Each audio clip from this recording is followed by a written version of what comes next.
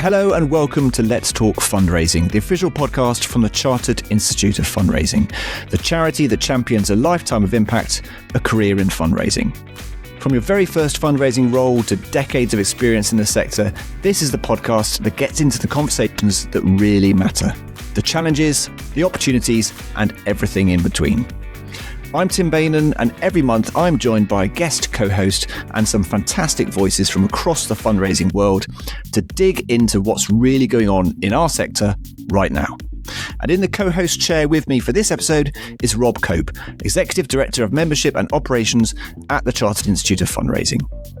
Rob has been at the heart of the CIOF for over a decade, leading the Chartered Institute's work with thousands of individual and organisational members and overseeing its efforts to grow charitable giving right across the UK. But I think what makes Rob a particularly fitting co-host for this episode is that he doesn't just work in the charity sector from an office, he also gives up his time as chair of Citizens Advice Lewisham, which makes him someone who really understands what it means to be on the front line of a small charity. Rob, brilliant to have you with us. How are you doing today? I'm very well, thank you. Thanks for having me. Now, Rob, before we bring in our guests, I want to dig into the subject of small charities a little bit, because I think sometimes they can get a bit lost in the conversation about the sector when we talk about it in broad terms. We talk a lot about the big household name charities, of course, the sector does, but the reality is that the vast majority of charities in the UK are small. I think that figure everyone talks about is to 95%, isn't it? Just how significant is this part of the sector to the third sector as a whole? Yeah, it's huge. It's huge, Tim. I mean, in many ways, it's quite funny. It depends on how we define small charities, and there's quite a lot of ongoing debate about this within the sector, which I can really understand. But I think certainly if we can say, if it's for charities under £1 million in terms of voluntary income, then that's something like 96% of all charities in the UK. And when you think that there are about 165,000 charities, that 96% of them are small charities, that's a significant number, huge. And so, I think that the majority of charities clearly are small charities, and I think when I look at, for example, the data around legacies, and we think about the types of organisations that people tend to support in their gifts, in their will, on average, people give circa about 3 charities. And more often than not, one of those will probably be a small charity. And I think that's probably quite a reflection of how the UK public view that mix of who they support. Yes, they're obviously drawn to those larger charities, those well-known brands, those charities that perhaps have made a big difference to their lives in terms of perhaps, campaigning or research. But then more often than not, charitably minded people are undoubtedly connected to those local causes in the communities they live in. So they're incredibly important, and they undoubtedly do something that most other organisations simply can't do in terms of having their ear to the ground and plugging that gap that other organisations in the community can't just reach. And let's talk a little bit about, from your own experience, chairing Citizens Advice at Lewisham, what are the things that keep you up at night as a small charity leader? What are the real sort of day-to-day pressures that perhaps people on the outside of that world might not necessarily fully appreciate? Yeah, I mean, it's a great question. I think that taking on a role such as chair, first of all, you get a real sense of how hard the team work. They are incredibly dedicated, and I think there's no doubt that they are absolutely mission driven, to the point where you think, I was at a board meeting last night, and one of my key questions to the team was, are you looking after yourself? Because they spend so long caring and thinking about the people they're serving. There is always a risk that they don't actually think and take care of themselves. So doubt that, that a part of the chair's role is obviously to build that relationship with the CEO, and the CEO of Citizens Advice Lewisham, Fiona, is absolutely awesome. She's amazing, and the whole team are brilliant. But they all work incredibly hard it's also been, we've just had the local elections, of which we've seen a complete change in the mayor of Lewisham and most of the councillors also. So obviously the funding environment then automatically, is put into question, because we're dealing with new people within the council, and so then those new relationships are having to be built, and just like anything else, it's building those relationships. Funding is clearly a challenge. It's a challenge for any organisation, but I think for smaller charities it's even more challenging, because it's fewer staff having to put even more time and effort into an increasingly competitive market, whether that in terms of funding bids and so forth, main grants and so on. So a lot of those issues that charities and people working in the charity sector would identify with. But then there is also that further pressure, I think, if you're a smaller organisation, because you're relying on there's far less capacity within that as well. But I think on the plus side, in terms of that's why you absolutely need a great board, and you need great people around you, and I'm really, really lucky. The board we have got is incredibly skilled, hugely experienced. And I think it's understanding as well the importance of it, of leading a charity like that, is to understand the things you're good at and the things that you aren't as good at. And so, for example, having a really strong treasurer, having someone who's really good with people skills, and to be able to support the staff team in terms of supporting on HR issues, for example, or digital transformation. That's a huge thing in the advice space now. So a lot of those things, you need to be able to think wider than the immediate staff team as well. I think it's like anything in life, once you get the right team around you, things become a lot easier, because you're all swimming in the right direction, the same direction. But it's incredibly rewarding, but there's no doubt that it is challenging. And let's talk from the other side of your life, if you like, with your Chartered Institute hat on for a minute. Let's talk about what the CIOF does specifically for small charities, because I know there's quite a lot there that people might not necessarily be aware of. Yeah, I mean, and actually, when I first took on the role I'm doing now, one of the first things I did was introduce a free small charity membership. So for charities with a turnover of less than £50,000 of voluntary income, we give our membership away free, and we think that's really important, because we are, probably not many people realise this, but the CIOF is a charity itself, and it's important that we act in a charitable manner with a charitable purpose, and so we create a whole raft of benefits for smaller charities, because we see that as part of our wider charitable objects. So we have a dedicated small charity section on our website.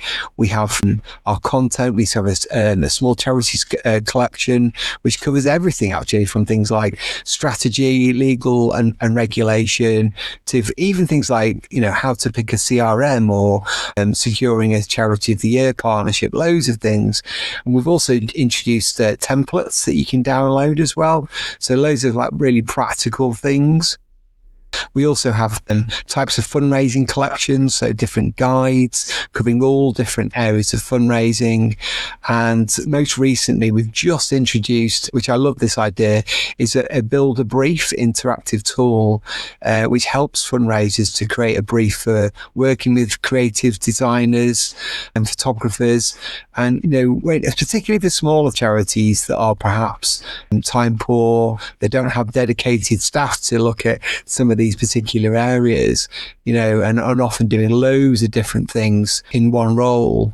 Actually, the opportunity to be able to get all that and bring all that learning in through an interactive tool and guidelines, guidance and so forth, and templates, is a really great way. And we just want to make their lives easier so that they can help their fundraising and become more financially resilient.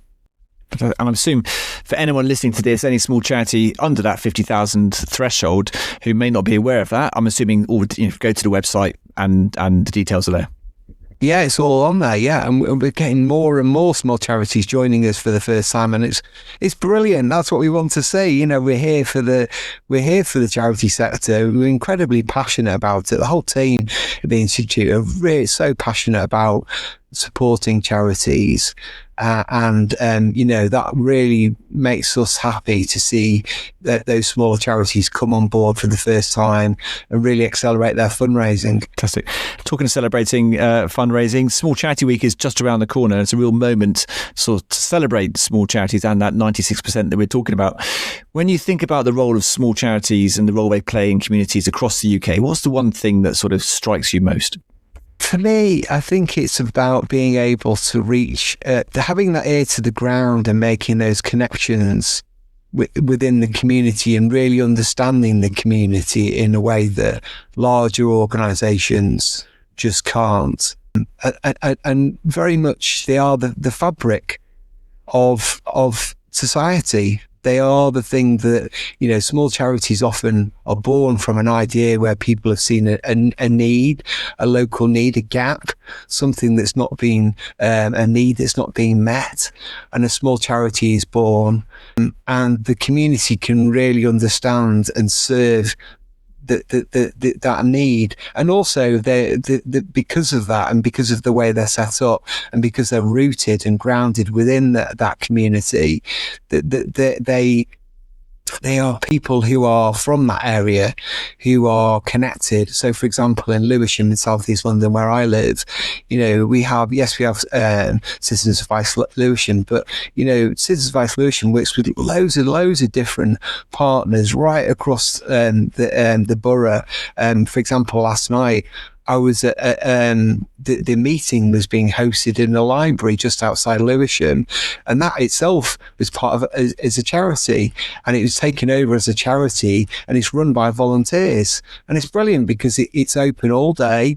The volunteer that kept the meeting room open last night had been there since 8 o'clock in the morning, but their doors had opened all day for the community, and loads of different organisations had used its space, been to the library, you know, really being able to use that as a hub. And I think that being able to serve and meet that local need is a wonderful way that charities can do something in a way that I just don't think other organisations can do. Absolutely. Rob, thank you so much, and really looking forward to getting into this conversation that we're about to have. And indeed, we're about to hear from two people who have made it their life's work to help small charities to fundraise brilliantly. Emma-Louise Singh and Emma Lowe are the co-directors of Nova Fundraising, a consultancy with small charities right at its heart. Between them, they have decades of hands-on fundraising experience across health, social welfare, international aid, disability, women's rights, and much more. And they now channel all of that into supporting small charities to start, grow, and sustain their fundraising. So let's meet them.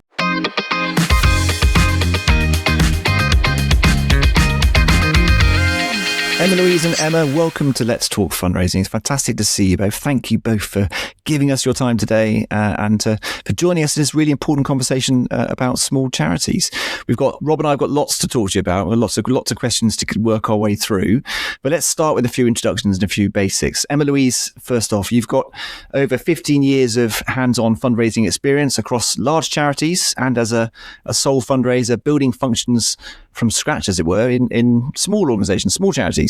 Tell us briefly what your world looks like now and what led you to set up Nova alongside Emma. Yeah, well, thank you, Tim. Thanks for having us on the show. Really excited for today. So I actually started off in very large charities. So that was my background, and my background is more individual giving, events, legacy. So that's how I started off life as a fundraiser. And then I think I had kids and moved out of London, and I ended up working for a really lovely small grassroots charity that had never done any fundraising before. And it was really hard coming from a really big charity environment where you are, dare I say, a small cog in a very big wheel, and you're focusing just on one area of fundraising. You've got a big CRM, you've got people that manage the CRM for you, you've got the brand exposure. And yeah, I think I was very much a rabbit in the headlights for those first few months when we made lots of mistakes, had lots of challenge, felt very stressed a lot of the time. But I did it again. I kept working for small charities. And I think over time, what I realised is that there are some core ingredients that any charity, no matter what the size, whether you're big or small, can apply. And I think I just really wanted to share those learnings with other charities. So that's how Nova was born. And now we just love helping other charities, I guess, learn from the mistakes that we made and just be in their wings and let them know it's okay to be a rabbit in the headlights sometimes. And we've got a package that we call hand holding, and a lot of our time I feel is really spent hand holding small charity clients, being in their wings, giving them really practical tools that they can apply so that they too can do the really excellent fundraising that we've also seen in big charities. And Emma, tell us how the two of you met. I mean, we haven't got that far yet. I'm intrigued to know how the two of you met. So tell us about that. But also, you've got an extraordinary breadth of experience yourself: Crisis, Womankind Worldwide, Asthma UK, Diabetes UK, and lots of others as well. With that kind of track record, big charities as well, you could probably work with anyone who takes your fancy. But why focus on small charities?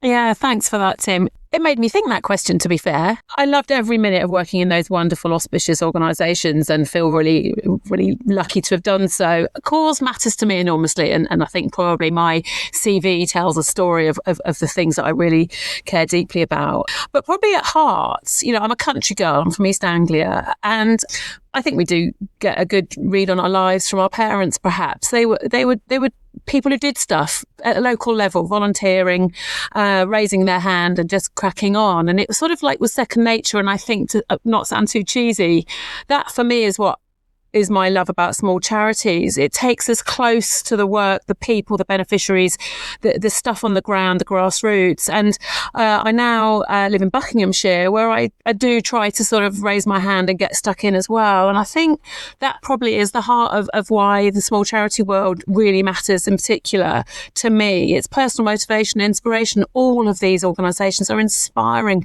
moving, giving things up, passionate and committed. And that really matters to me. And I think I can actually help them cut some corners. If I can get in there quick with Emma-Louise and Nova, then we can help those organisations do more good quicker. And that for me is a win. I'm intrigued. You said when we were on our little pre-production catch up yesterday, you mentioned that you both worked in lungs. Is that how you met? One reason why it's lovely to be on this podcast is we both actually met at the Charities Institute of Fundraising local committee out in the Chiltern. So brilliant. We were both committee members, volunteer committee members, and definitely recommend get on one of those groups if you're a sole fundraiser, because it's clearly a great way just to build your tribe and build your network. And whoever knows, you might end up building a business with them as well, like we've done. I love that. So I'm intrigued, actually. So we're recording this episode, obviously, in the run-up to Small Charity Week, which I've been involved with for many years. Absolutely brilliant week for small charities. And it definitely is a moment to celebrate, the vital role that small charities play. But I think we also have to be honest, I guess, that small charities face some really significant challenges right now. I'm just keen, from where you both sit, what's your read on how small charities do you think are doing at the moment? Perhaps Emma-Louise first. Yeah, I mean, I hate to start on a negative note, but I mean, we've got to acknowledge the environment is really tough out there for all charities, and, particularly small charities where you don't just have one job as a fundraiser. You've obviously got to wear multiple hats and multiple jobs, and, there's huge pressures coming at you from all angles. So, and I think we'll probably go on to cover some of these things in more detail as we chat. But, obviously you've got the grants climate that's really competitive and really tough, and it used to be a bit more of a go-to for small organisations. And then you've got the cost of living and, are people able to give as much as they once did? And I think that the recent CAF reports also in some ways tell a bit of a gloomy picture there in terms of the volumes of donations dropping from individuals. But I would also challenge that there are also opportunities for small charities. So yes, many charities approach us because they've got a problem and they want some support with fundraising, and that's what we're here for. But also we see some really nice success stories. So, I mean, for example, legacy fundraising, one of the few income streams which is anticipated to be on the rise. And I can see you smiling there, Rob, because I know you're a big drumbeater of legacy fundraising. But also people giving local, as we heard from Emma's backstory around why so many people love small charities. And I think they probably are a bit more celebrated of late. But there are real opportunities in that community. And we have seen some charities really take advantage of some of those opportunities. So hopefully we can chat more about that. But I think also part of the challenge is knowing where to go for support, which is why, this podcast is equally great. And hopefully we can signpost some places and provide some tips of where people might go and where they might focus some of their energies in such a challenging environment. Emma, would you add anything to that in terms of the sort of landscape for small charities at the moment? Yeah, I think I take note particularly. I think the Charity Commission approved 10,000 new charities last year. It's something Emma-Louise and I are constantly faced with, the question of startup organisations. And it's not for the faint-hearted, but there's obviously triggers for the reasons those organisations begin. And I suppose, that for us is the point at which, the journey begins for fundraising. And if there's no obvious and direct startup source of income, that it can be a real challenge. And after a few years, sometimes those organisations fold or stop doing what they were doing. But I think that register is really important. And I think there's probably a bigger debate to be had about the role of the Charity Commission in this challenge for small charities. We know that most charities are small. The largest proportion of registered charities are very small. So I think there's also some sort of discussion to be had as well, which I think we'll have later, around the size of what is small. I think there's some tipping points when a charity gets to maybe about $1 million, $1.5 million. We've ourselves had quite a lot of direct experience in that space. When you start to actually be a little bit more professional, arguably inverted commas, because all organisations can be professional whether they employ anyone or not, our view is. But definitely that tipping point is of a real challenge. And I think that's where the fundraising conundrum can really kick in, because you're not eligible for certain things at that point, and you may be not considered to be small anymore. So yeah, lots of challenges. You mentioned startups there, and one of the things that Nova is known for is working with charities at that very early stage of their fundraising journey, people who are just kicking things off. And I think that's what you call fundraising readiness, or at least getting to that point. What does that actually mean in practice? Tell us a bit about that, Emma, and why does it matter so much to get that right? Yeah, really, really good question. And if listeners are, prepared to have a good look around, the Nova website and the Chartered Institute has got some of our resources and training sessions on this fundraising readiness piece.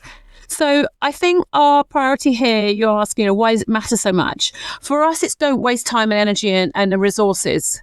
If there's knowledge out there for small organisations, we really, really beg them to take a minute and look at what's around. There is quite a lot of resource out there. And I think that's where we've tried to really bundle our years of experience into a set of advice. We call it the Nova Fundraising Octagon of Experience for cost-effective and efficient fundraising to get cracking. And that fundraising readiness piece is do these 8 things to get yourself going. I will whistle through them. I won't talk in detail, but there's 8 of them, as you can imagine. So it's getting the culture right for good fundraising. It's getting integration. It's a whole organisation activity. Emma-Louise has already said, don't stick it in the corner. It's not one person's job. It's everybody's. Everyone plays a part in it. Intentionality, number 3, which is all about making a plan, doing something intentional. Don't just freewheel it. You need to know where you're going. Accountability.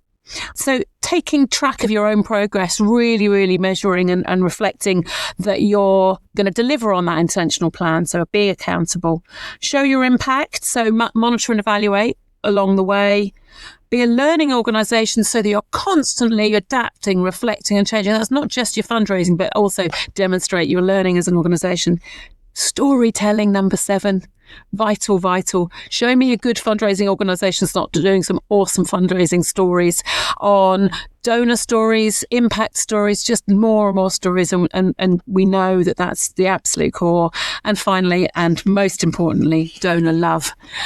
We talk a lot about love and joy with philanthropic psychology at the root of what we are really all about. And every week. Don't let a Friday come by without giving donors some love. Those 8 key points, that's our fundraising readiness toolkit, and we love it. We've learned a lot, and that's where we're at the moment for the key ingredients of good fundraising startups. Brilliant. I love that. And actually, we're recording this on a Friday, so I'm expecting all those people who are listening today will definitely be able to send some love to their supporters. I like that last one a lot, Emma. Brilliant. And there's a view that small charities are, we'd say, more trusted and perhaps more embedded in their communities and larger organisations. Do you find that translates into fundraising advantage, or does the lack of resources and the profile outweigh that goodwill? Emma-Louise? Yeah, it's a really great question. And for many respects, I think it does give smaller charities a bit of an advantage, because I think more and more people want to feel they're having a real impact with the money they give. And I think sometimes they feel that when it's local and it's within their community and they can see or feel the direct benefits of that. And, going back to the CAF report, I would argue, are people giving less, or are they just wanting to feel more of an impact? Are they just giving things more directly? So I'd kind of really question how things are being measured now, because I think people do want to work more closely and almost cut out the sense of a middleman between them and the beneficiaries or the causes that they love. So I definitely think small charities tap into that brilliantly. But I think often the things we see that they don't do as well sometimes, and it comes from a really good place, is we're not as confident as asking, because they're almost so embedded in their communities, and there's almost this sense of, are we bothering people? So I'm not sure if anyone kind of signs up to a small charity newsletter versus a big charity, or if you've given a donation or signed a petition to a big charity. They're really good at emailing you consistently and following up and sending several emails. Whereas small charities, I think, feel that they're pestering people. They don't want to bother people. And going back to Emma's earlier point, one of our key octagon points is donor love. And actually, giving is a joy. If you've benefited or a loved one has benefited from a charity that you care deeply about, it's incredibly fulfilling and joyful to give. And by not asking, you're potentially depriving people of that wonderful feeling. So I think it kind of works in both respects in terms of that. I think that's really interesting. And I think just picking up on what you're talking about in terms of profile, and that as the non-fundraiser in the room and the comms background, really interesting what you're talking about in terms of that sort of local profile, and where small charities fall down a little bit, perhaps in that nurturing program when it comes to emails and those kind of things. But what I have seen with small charities is how good they are at communicating locally. And so they've nailed that ability, those relationships with local journalists, those relationships with local press, and they use them to their advantage. And I think big charities can learn a lot from that, because, it's increasingly difficult to get national exposure, national coverage these days. But if you think locally, if they actually take lessons from small charities in terms of taking advantage of local regional press, then they're actually probably pay dividends, because small charities are great at that. So yeah, interesting. Yeah, absolutely. And talking of stories, success stories is what I'm keen to hear a bit more about. Actually, I want to hear about some of the success stories. Emma, get my words out, because I think when we're talking about small charities, we can sometimes default to the challenges rather than celebrating some of the successes and what's actually possible. So can you share some examples, perhaps? Feel free to name names, or if you don't have to name names if you don't want to, but perhaps of small charities that have done something that's really sort of made you stand back and say, gosh, that's great. I had to do a shameless plug for the charity that I'm the chair of. Is that, appropriate in this moment? I'll let you off on this occasion. Yeah. I think it'd be wrong. Not to, wouldn't it? It is a small charity, so I've got to mention Vision Care, which provides high quality, accessible eye care for people experiencing homelessness. I'm absolutely proud and privileged to be the chair and a board member of this organisation. And I think you just have to think for a second, quite simply, imagine not only the challenge of being without somewhere to sleep or having to experience that homelessness, but actually without good eye care, having lost, misplaced, sat on, broken your glasses, not having had any access to eye care for years. So this charity has successfully achieved an outstanding partnership with Specsavers. And not only is it significantly financial, but it's of obviously lots and lots of time, skill, expertise, partnership in its truest sense. And recently, in fact, last week, we were finalists for Third Sector's Business Awards in that partnership. And I think why I highlight that, not just because obviously I'm passionately committed and involved, but also I think it's a real story of, yes, your minnow in terms of the charity sector. We aren't a charity yet turning over more than £1 million. We're well under that mark. So, shameless plug for fundraising. Obviously, I'm fundraising, Tim. You should always expect me to make an ask. But more generally, I think it's just a really great example of true listening, all the skills of great corporate partnerships, which you would expect in the big charities, can happen at a really small organisation. We employ less than 10 staff. This isn't a well-resourced organisation by any means. We depend and rely on the optical sector.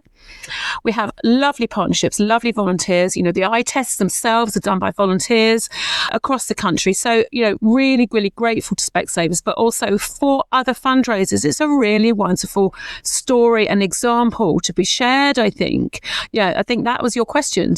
Where can good and great happen inside the small charity sector?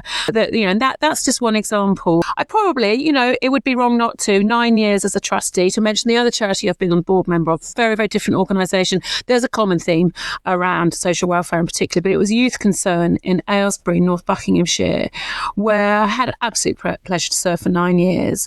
But I think I would say the storytelling in that charity and the chief executive pulls off awesome storytelling. Yes, she was a fundraiser in her early career as a chief executive, so some of that has naturally been developed, I would say. But that chief executive, without an employed fundraiser in that team, and obviously a very loud and noisy trustee myself as a fundraiser to support her, but a very wide range of trustees and skills and wonderful staff team. But most importantly, talking about their impact all the time and thinking massively about how to articulate change in young people's lives who are at risk and having desperate challenges, but constantly telling the story, being out and loud and proud of the work you do. And I think that's a really good example of success. Emma-Louise, you might have one or two others. Before we come to you, Emma-Louise, can I jump in there just very quickly? Yeah. Just on that Specsavers point, I think that's fascinating, because do you both find when you go into a small charity that they might not even think about approaching big name corporates because they just assume that they're too small fry and they're not going to bother? Is this a good shining example of actually that's not the point, that's not the case rather? Having again done a lot of corporate partnerships early in my career with those auspicious charities mentioned, I learned a lot, and I think a lot of the time we do, I'm afraid, tell our clients to not get too caught up in corporate partnerships because it's a long game. So I think that is our usual rule of thumb, because I think there's this assumption, I'm afraid a lot of board members who work in the private sector, I have heard time and time again those trustees say, oh, you want to approach Boots, Marks and Spencers and Tesco's. Now, we know actually all those names, plugged just there, do local wonderful things. Really, really generous and kind local things. They all do. But the energy needed to work in that space could be quite a lot for one chief executive who doesn't employ any fundraisers, for instance. So really, really important to take great care, reflect very, very quickly. But don't be afraid if you have got a USP, a unique selling point that really, really is targeted. Obviously, Vision Care, I've mentioned, is a very unique organisation. It works exclusively in a space. It's an appropriate partnership and it's an appropriate place to be talking in terms of optical sector support. So something I learned early on is a message for small charities really is do carefully think about your industry and the connections you could be making, because you might have something very unique to offer. So that would be, but where we would, but we could have a whole podcast on corporate partnerships, couldn't we? But don't be afraid, but at the same time measure very carefully your energy expended. Really important. Emma-Louise, so I guess then same question to you really. What's an example where you've seen a small charity achieve something that a bigger organisation might struggle to replicate? Yeah, I think there's been quite a few actually, but the one thing I see pretty much all of our clients do brilliantly is the acknowledgement, thanking and love of their donors and supporters. And I think that's something that some of the large charities, understandably would struggle to do in the personalised way that we see our clients do it. So, I mean, just to throw out a few examples to show it doesn't have to be expensive, it doesn't have to be time consuming. And by the way, thanking is not an admin task. It is one of the most important things you can do to grow your income, because if your donors feel valued and appreciated, they're going to stick around. They're going to feel really invested. They're going to feel part of your community and part of something good. And in fact, I think there's even been research done by Jen Shang at the Institute for Sustainable Philanthropy, which says if thanking is done really well, it can actually increase further donations. You've got to think that in terms of not reducing your attrition, donors dropping out, but also people giving more because they feel valued. So a few examples that we've seen done brilliantly in our small charities. We worked with Fight Bladder Cancer, and they had a group of people that did a sponsored head shave, and the fundraiser there got some really cheap beanies, pounds from the pound shop, stuck the pin badge on and sent them. That is a wow surprise factor. I was just expecting, your bog standard, dear so-and-so, thank you for raising X number of pounds. But they got that and they felt really seen and it was relevant. We've also worked with a conservation charity where the volunteers had been lopping and chopping down some branches and clearing, and they made little discs from the wood into key rings and sent those to their funders and donors. And it's those little moments, because they're relevant to the fundraiser or to the cause, that make a real difference. Really fascinating stuff. And Emma, let me talk to you a little bit about some of the things we talked about, some of the clients you work with and some of the things you see. What are the fundraising approaches that tend to work particularly well with small charities? Are there certain areas of fundraising that they are particularly good at, or that they get lots of traction with?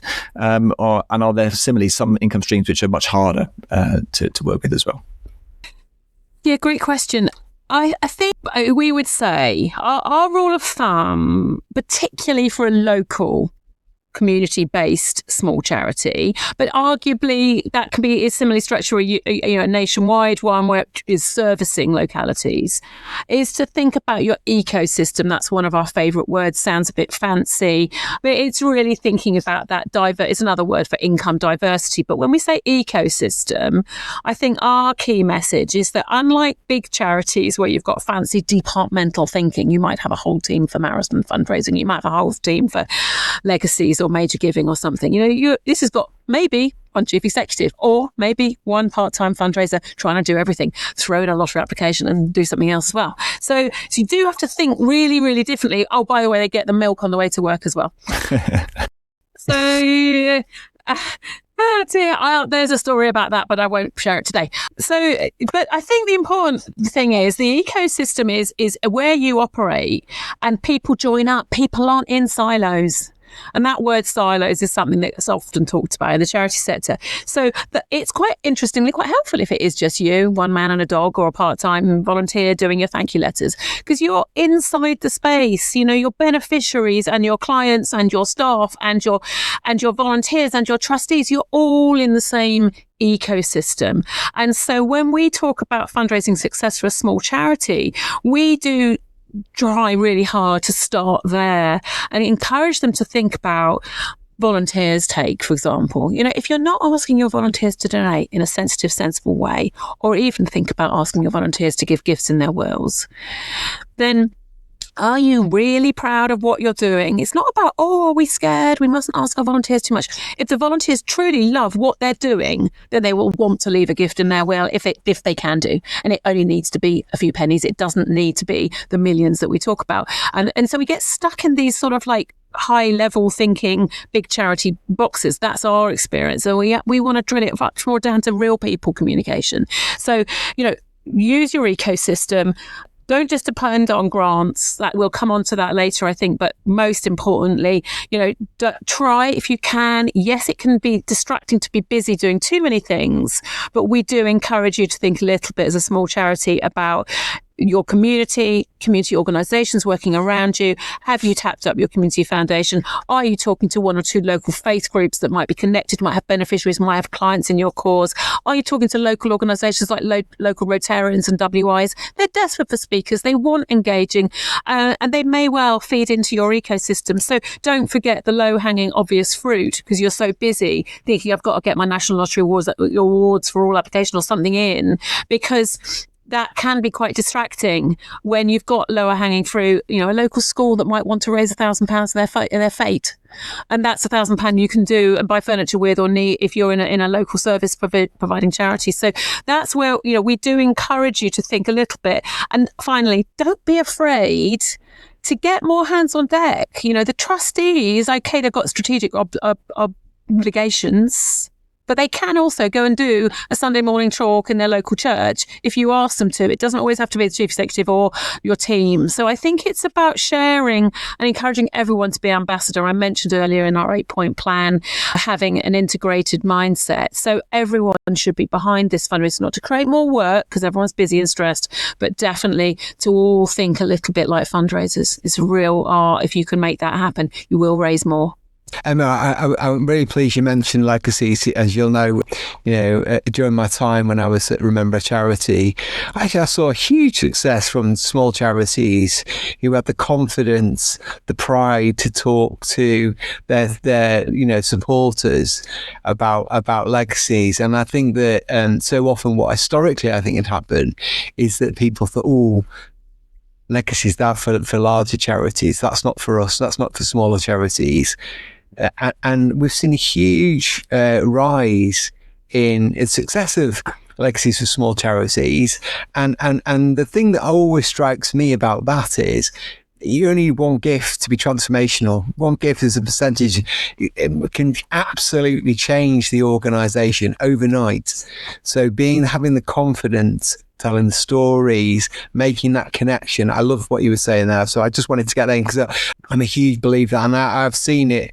I've seen the success of that so many times during my times, as I say, when I was at Remember Charity in particular. So talking of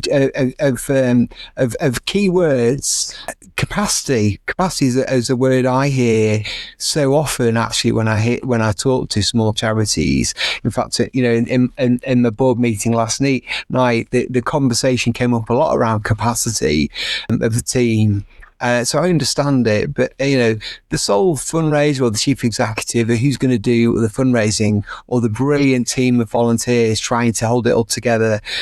Emma-Louise, how do you work with organisations in that situation where there just aren't enough hours in the day?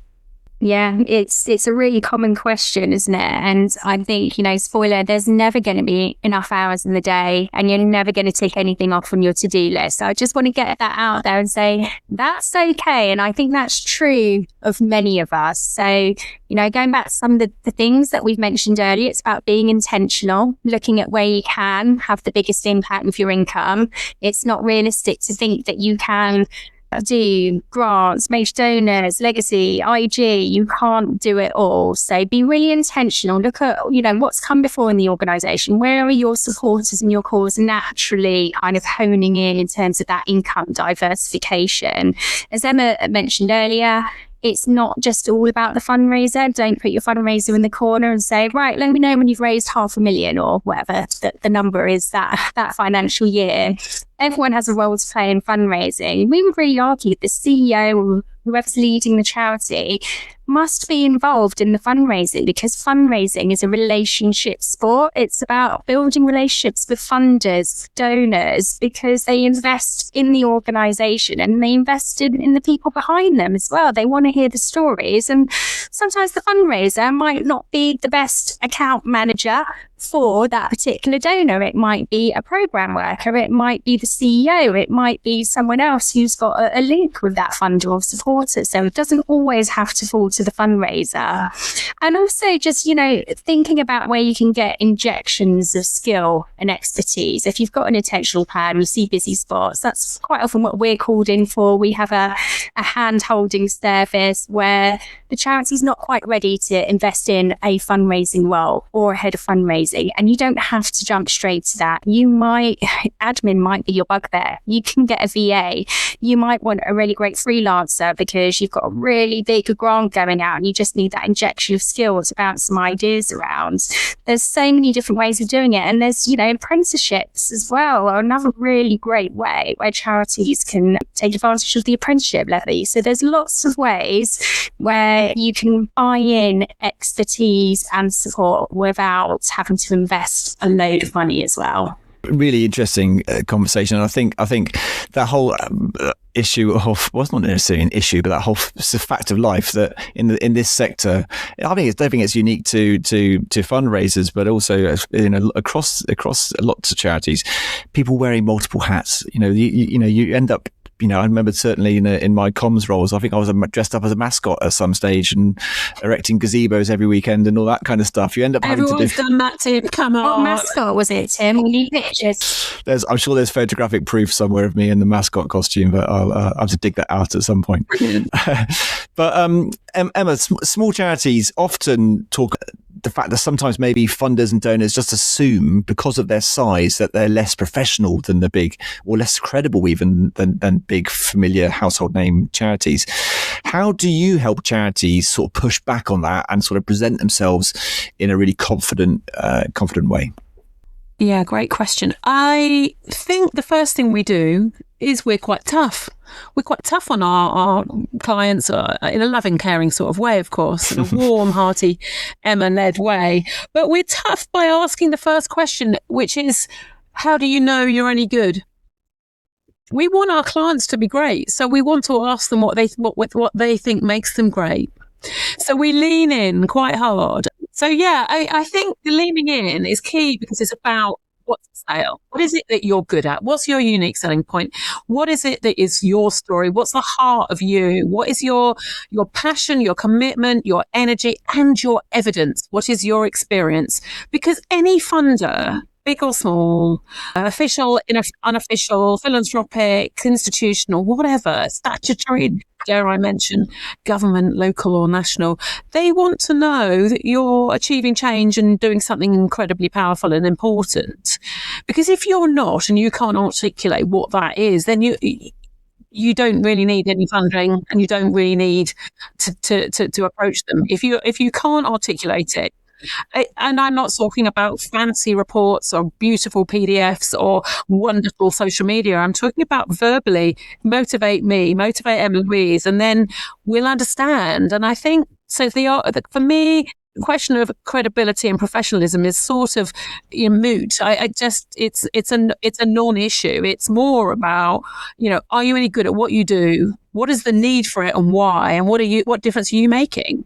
And that's where that's the guts of any charity sector proposition, fundraising, whichever audience you're trying to talk to. So I think that's my answer. I don't really feel it's a debate against, about professional, less credible, etc. For me, it's about quality impact, quality storytelling, and get that across to my Emma-Louise and myself that's 50% of the work done, I think. And we would enable you to package up the rest, I think, but I think that, and we do meet a lot of chief executives that are often, feeling a little far away from their impact, even though they're tiny. They're so busy doing the administrative and important executive functions that possibly just take a walk out, go and chat to your team and really hear the story. And again, another job for Friday, or is it Monday, Rob? I'm joking, thinking about what you said about Friday today. I think it's really important that we all walk the floor and we know what it is we do and what those stories look like, because that's the heart of fundraising. Yeah, brilliant. Okay, let's talk about trusts and and grants, because that obviously tends to be a big income stream for small charities, and it's the thing that obviously, I guess in many ways, is synonymous when people think about small charities and fundraising. But I think it's fair to say, and you kind of alluded to this earlier, the landscape has shifted a lot. Competition's fierce, as we all know. Many funders have moved their priorities, and the cost of applying can be high for a small team. Emma-Louise, what's your advice for small charities navigating that landscape right now? Great question. And Rob, you may recall, with more than 30 years under my belt, I have to say that one of my first jobs with the Chartered Institute of Fundraising, which wasn't chartered then, was to help 3 other colleagues write the first best practice for trust and grant fundraising. So it's pretty scary what we've seen. And the change is phenomenal, actually. The quality of trust and grant fundraising is immensely different. It's some of the tricks of the trade I evolved and learned then are well rehearsed now. They're not new anymore. Some of the things, the quirky things I was trying out. So yeah. And the market's got tougher. You're completely right. Particularly since COVID, we know there's the list of many, many grant makers that have wrapped up, closed up, stopped doing what they've done, and also the massive criteria changes that have gone on as well. Very focused, very strategic grant makers, because they've had to be. So I think for me, a couple of key messages. Number one, grants aren't for the faint-hearted. Small charities can't assume they're going to just earn their income, get their income from grant making. So if there are other more appropriate income sources, do it. We haven't really touched on earn income, which I know is not particularly the foray of this podcast, but it is a big discussion piece, and we do encourage all our clients to think very, very carefully about what it is they do that can be wrapped up and sold somehow. And I think probably moving into so what should you do if you are a small organisation navigating this landscape? Do not exclude collaboration, because that can add something special to your grant fundraising. Think about collaboration with your beneficiaries, the local landscape, because actually funders want to see something a bit special, something a bit cost effective, something a bit different. So do think collaboration. We do encourage a lot of our clients to go that way. But if you're still not sure and you've got to get cracking and you do need to get some grants done, talk to someone experienced. If you don't have anyone in your team, there's no one better than a fundraiser who wants to give their advice and their opinion. So those, and I will come on a bit later to where you can get that stuff from, but definitely talk to other experienced people. Fundraisers like to give advice. So what do you need to get into your grant fundraising to make it competitive? Make sure you know what your USP, your unique selling point, your special ingredients are, because they need to stand out. Make sure you've got stories of impact and change. They need to come really high to the top of your communication. Make sure they happen. And be strategic with your grant applications. We don't really favour churning quality numbers of bids, etc., versus quantity. For us, it is quality. It is choosing 10 or 15 really clearly matched, understandable, sensible, well matched funders that really want to support your type of work. Don't mess about with churning and getting stuff out the door. It's wasting your time, wasting their time. Fantastic advice, Emma. Thank you very much. Yeah, great stuff. Emma-Louise, I want to ask you about the bigger picture, about perhaps sort of sector-wide, nationwide. What more do you think needs to happen to sort of better support small charities on the whole? This isn't just perhaps around fundraising technique, but the whole sort of ecosystem. Emma used the word ecosystem earlier on, but that whole sort of landscape for small charities in the UK at the moment. What do you think needs to change to make life better for them? Yeah, and I think we've got to acknowledge that ecosystem has gone through change over the last few years, with the sad closure of small infrastructure specialists like the FSI and Small Charities Coalition. But there are other really strong infrastructure charities like obviously Chartered Institute, Akivo, the Association for Chairs, and I think that ecosystem is really important, and the collaboration and partnership between those organisations, so that they can really signpost very clearly to small organisations where they can get really practical support and guides. Because I think one of the issues is when you're busy and you are, buying the milk and doing the fundraising, meeting donors and whatever else your role might be doing, there's so much information out there, it can be really overwhelming.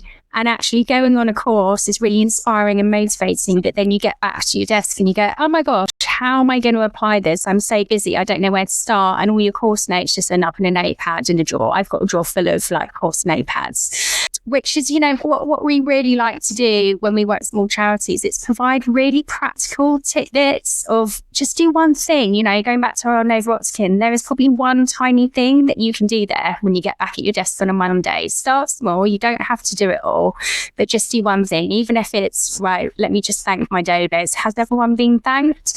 So it's really about giving that advice and distilling it and just letting charities know when they do register with the Charity Commission where they can go for support and what they need to do, because it is a different kettle of fish fundraising in a small charity. Absolutely. Signposting is really important. Okay, yeah, I mean, it's interesting actually from the CIOS perspective. I mean, I think we're very conscious that small charities can sometimes feel like the sector's professional development offer isn't quite designed for them. The training, the qualifications, the networking, I guess all of it perhaps for some, assumes a certain level of resource that small charities just don't have. Just an open question here. Do you think that's a fair perception? And what would you say to a fundraiser in a small charity who feels a bit disconnected from that wider sector? Yeah, absolutely. And I think, probably picking up on one of the items you mentioned is the networking and the building of a tribe. I think that is just so important, particularly if you're on your own. Fundraising can be a really lonely place. In fact, even being a CEO can be quite lonely. They say it's lonely at the top, but having a network to ask opinions of, to say, I'm finding this really hard. Are you finding that a challenge? Because the one thing I love about our sets and I've really learned over the years is we're really collaborative people. I don't think I've met many fundraisers who go, I'm not telling you this. No, this is my space. It's my donors, because we're all so different. We all service different causes, different areas, different donors. And I think we are a very generously sharing group of people that want to help each other. So find your network, find your tribe. There's lots of those, and take from that what you can. I think that's great. Thank you, Emma-Louise. Emma, was there anything else you wanted to come in on that point? Yeah, I think probably I'd got a list. I like a list. So one would be find your local Chartered Institute of Fundraising regional group, if there is one. That's how we met. And I really, we really rate that. Or any other regional fundraising forum or group. Often a local CVS has great interactive activities as well. Don't lose sight of that. You may not know who they are. Join Facebook fundraising chat. There's some absolutely brilliant quick wisdom on there. There's thousands of fundraisers from all over the UK on there, and they pour out their wisdom. So you can be on there if you're a volunteer or a trustee or a chief exec. You don't have to be a fundraiser. Finally, obviously, a shameless plug. Call Nova Fundraising, because we're available on Monday mornings and we do free calls. Do troubleshooting for all sorts of small charities on a Monday morning. That's, for us, is a pleasure to give something back. But as I say, all fundraisers are very keen to share their advice. So just ask. And I think people sometimes just get too busy to ask. Oh, sorry, I was just going to say, you're talking of free, because I probably, most people aren't even aware of this, is that the Chartered Institute of Fundraising has a free membership for small charities. So if you've got a voluntary income of less than 50,000, you can join for free. You get all the access to everything. And we introduced that a few years ago because we think, the majority of charities are small, and we want to bring them on board and we want to support them. So that we felt that was a really important thing. We're a charity ourselves, and it's a really important, kind of be acting and thinking like a charity and supporting other charities. So it's dead easy. Just go to a website.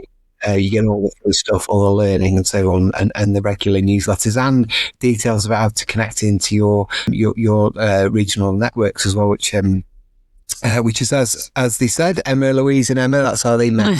So maybe you could be part of that community, and maybe you could be the Nova part 2. New and improved. Well, don't know about that. Fantastic. Thank you both for joining us, Emma-Louise and Emma. Got one last question for you. I'm going to put you both on the spot here for a golden piece of a golden nugget of advice from each of you, please. Now, for any small charity listening today, maybe they're just starting out or feeling a bit stuck. What is that one nugget, that one golden piece of advice that you'd offer them? What would you like to leave them with? Emma-Louise, first off. So I would say, don't try and do it all. Start slow, do it well, be intentional and grow from there. Excellent. Short and sweet. I like it. Emma.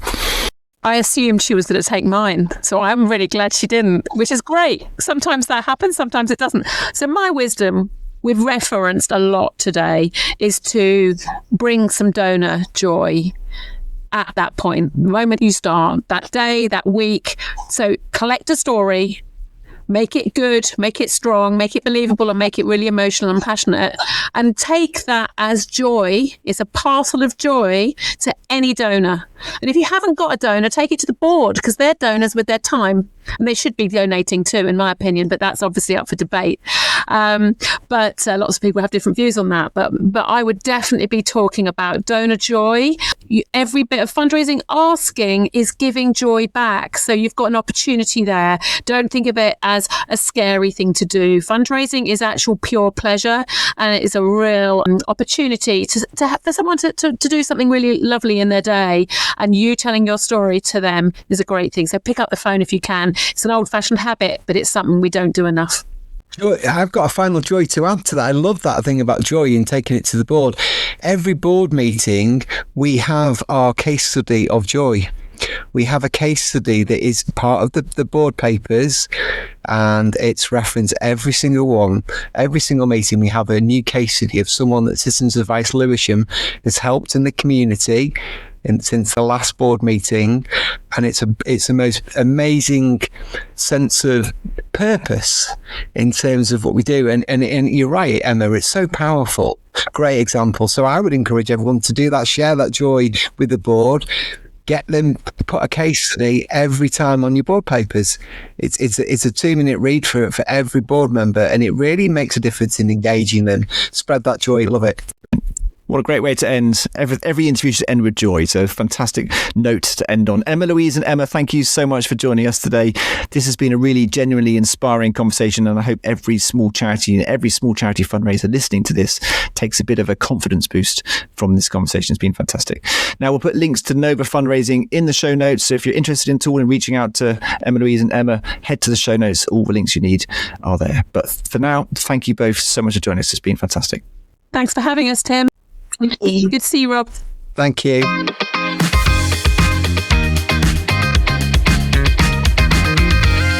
This is the part of the show where we take a look at some of the things making headlines in the fundraising world at the moment.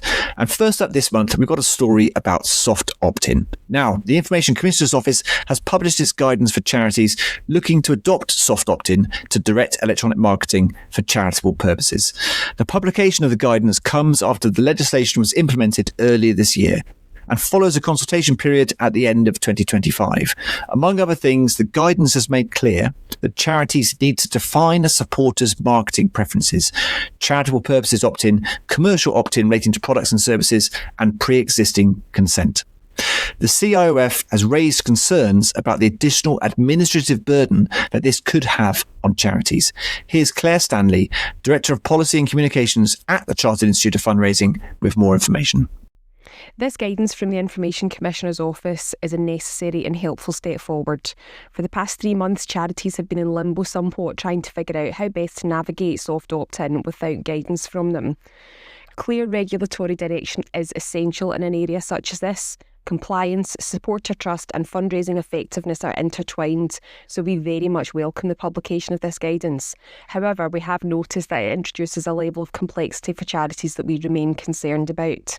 There is a requirement for charities to clearly distinguish between different types of marketing activity and the lawful bases that underpin them, with the guidance outlining 3 key categories: charitable soft opt-in, commercial marketing of products and services, and communications based on pre-existing consent. These distinctions may seem straightforward in theory, however, they could present practical challenges for charities in real-world application. For many charities, the Chartered Institute of Fundraising included, implementing this level of separation within CRM systems could be far from simple. Accurate categorisation of contacts alongside the ability to track and manage different marketing preferences requires both system capability and administrative resource. We'll be working with our members over the coming months to see how this is going for them, and we will raise further concerns to the ICO if required.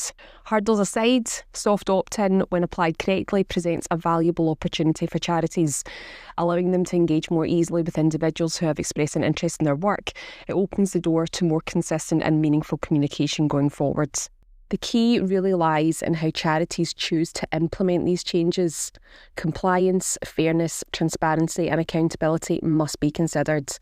Supporters should understand why they are being contacted, what they can expect, and how they can exercise control over their preferences.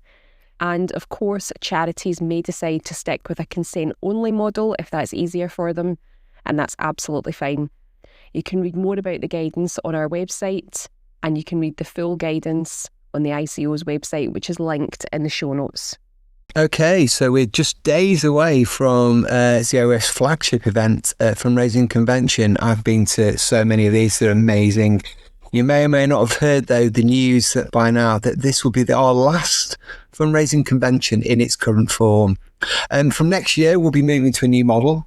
We'll be introducing 2 brand new one-day events that will sit alongside our year-round programme of in-person and virtual events, hosted by our brilliant regional, national and special interest groups.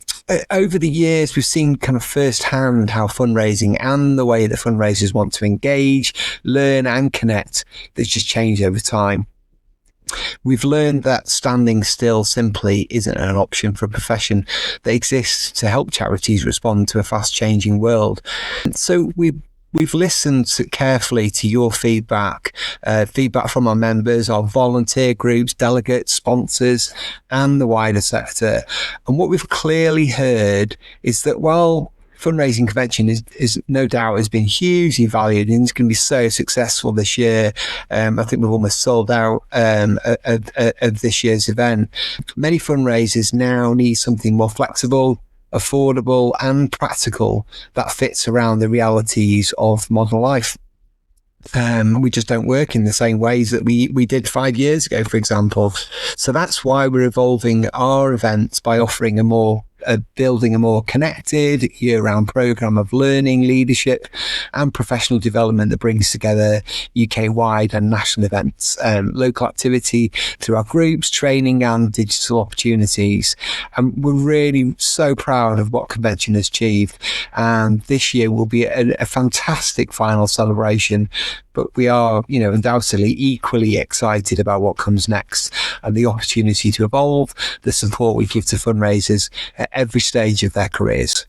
Fantastic stuff. And don't forget, you can tell us exactly what you think of everything we discuss on the show by getting in touch. You can drop us an email or send us a voice message and share your thoughts on the news stories we've covered this month or anything we've talked about on the show. All the links you need are in the show notes.